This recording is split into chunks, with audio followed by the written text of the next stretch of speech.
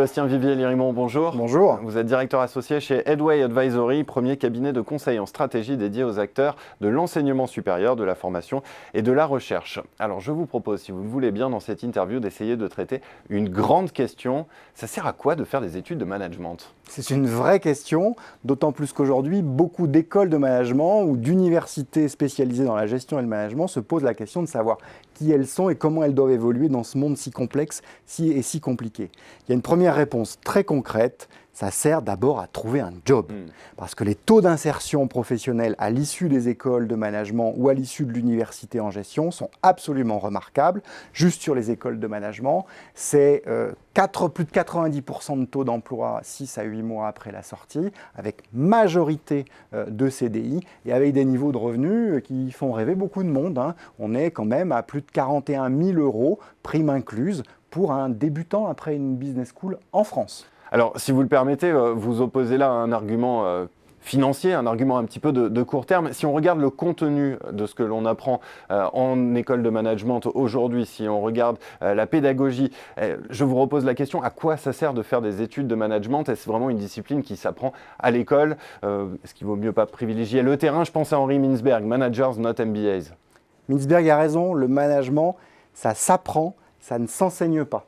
Et les écoles de business l'ont extrêmement bien compris et offrent un panel de modalités pédagogiques remarquables qui fait que simplement, il y a une deuxième raison pour étudier le management, c'est que c'est extrêmement intéressant.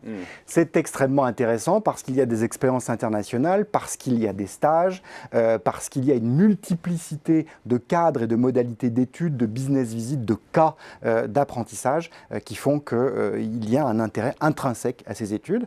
Et puis il faut voir aussi que c'est extrêmement intéressant parce que les écoles de commerce, les universités en management ont extrêmement évolué dans leur modèle, elles ont beaucoup évolué dans leur manière d'enseigner. D'un modèle très technique des années 60, on est passé vers un modèle beaucoup plus créatif, beaucoup plus pluridisciplinaire. Est-ce que vous pensez à un modèle en particulier dans un pays étranger, par exemple, dont on pourrait s'inspirer, un exemple de transformation réussie justement ? Alors, le modèle le plus abouti, je crois, il est finlandais. C'est l'université d'Aalto qui résulte de la fusion entre de différentes facultés d'ingénierie, de design, de management, de sociologie aussi, qui travaillent sur des plateaux projets au service des entreprises. Il y a plus de 20% du financement de cette université qui provient de contrats de recherche et de financement direct des entreprises, parce que justement, cette approche pluridisciplinaire est extrêmement favorable et positive pour les entreprises.